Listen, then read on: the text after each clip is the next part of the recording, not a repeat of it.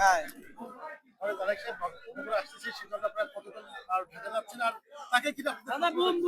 ধন্যবাদ। 25 তারিখে ঢাকা আসছেন আমাদের নেতা তারেক রহমান। সারা বাংলাদেশের সকল জাতীয়তাবাদী শক্তি এবং এদেশের সকল দেশপ্রেমী নাগরিক আনন্দিত, উচ্ছ্বসিত এবং আমাদের প্রিয় নেতা তারেক রহমানকে স্বাগত জানানোর লক্ষ্যে প্রস্তুতি নিচ্ছে সারা বাংলাদেশ। বগুড়া বগুড়া এক ধাপ আগিয়ে রয়েছে, কারণ বগুড়া তার প্রিয় মাতৃভূমি। বগুড়ার সন্তান তারেক রহমান। আমরা বগুড়া থেকে প্রায় 1.5 লক্ষ আমাদের নেতাকর্মী এবং জনগণকে সঙ্গে নিয়ে আমরা ঢাকায় আমাদের প্রিয় নেতা তারেক রহমানকে স্বাগত জানাতে চাচ্ছি। ইনশাল্লাহ 25শে ডিসেম্বর ঢাকা হবে জনসমুদ্রের ঢাকা। আর যে কথাটি বলেছেন বগুড়ায় এখন পর্যন্ত আসার ওনার দিন তারিখ ঠিক হয়নি।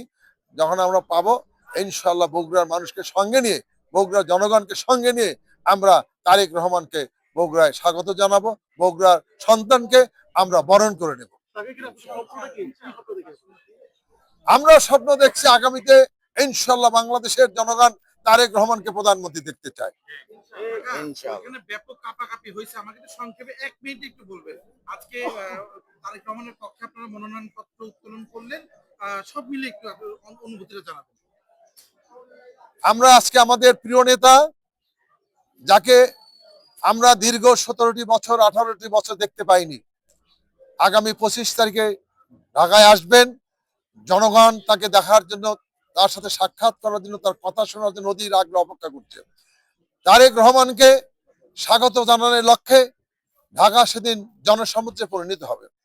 তো আজকে আমরা বগুড়ার অনুভূতিটা একটু ভিন্ন মাত্রার, কারণ আমাদের প্রিয় সন্তান, বগুড়ার জনগণের সন্তান তারেক রহমান, তিনি আসছেন। এইটা আমাদের কাছে অত্যন্ত আনন্দের এবং অত্যন্ত খুশির ব্যাপার। কারণ আপনারা লক্ষ্য করেছেন বিগত 17 বছর বগুড়ার মানুষ কি অবহেলিত ছিল, কি বঞ্চিত ছিল। যে কাজটি হয়েছে এর আগে তারেক রহমানের হাত ধরে হয়েছে, কাজে আমাদের আনন্দ উচ্ছ্বাসটা আর একটু বেশি, যে দীর্ঘ 17 বছর আমরা বঞ্চিত ছিলাম, তা আমাদের সেই নেতা আসছেন যার হাত ধরেই বগুড়ার মানুষের ভাগ্যের পরিবর্তন হবে, বগুড়ার মানুষের উন্নয়ন হবে, বগুড়ার মানুষের আশা আকাঙ্ক্ষা পূরণ হবে। সেই জন্য আমরা আর একটু বেশি আনন্দিত, আমরা উচ্ছ্বসিত।